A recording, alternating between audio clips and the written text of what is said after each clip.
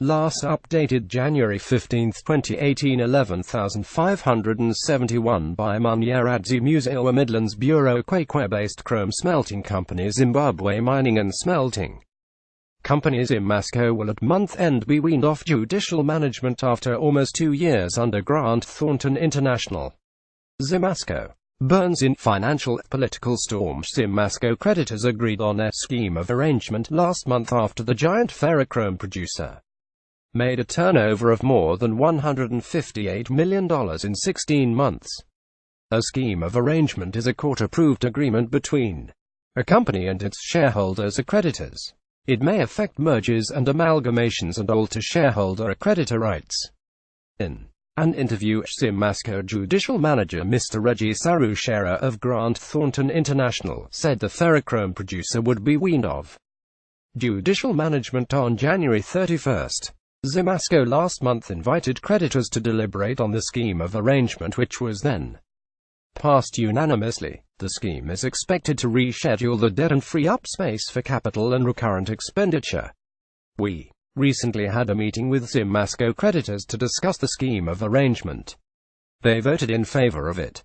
The company will be standing alone by January 31 this year and will no longer be under judicial management, he said. Mr. Sarushera said Zimasco had posted a profit of more than $45 million over a period of 16 months. Since the beginning of last year, Zimasco has contributed more than $103 million of the country's total chrome proceeds. We are happy to announce that we have managed to turn around Zimasco during the first 16 months of judicial management. Zimasco has made a turnover of more than $158 million and a profit of more than $45 million, said Mr. Sarushera. Zimasco, which is rising from a debt overhang that had buried the group for years, has started making efforts towards liquidating debt owed to various creditors. Zimasco owed a total of $144,936,691 to creditors, including $21,780,307 to Sino Steel Singapore in liquidation, $11,350,142 to Sino Steel International, and $3,309,850 to the National Social Security Authority pension funds and NECs.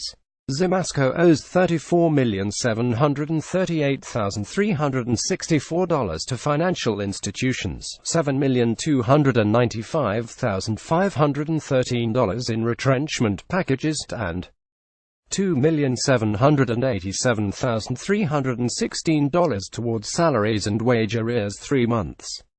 The Herald. Grant Thornton International. Zimasco previous post-2018 legal year opens today.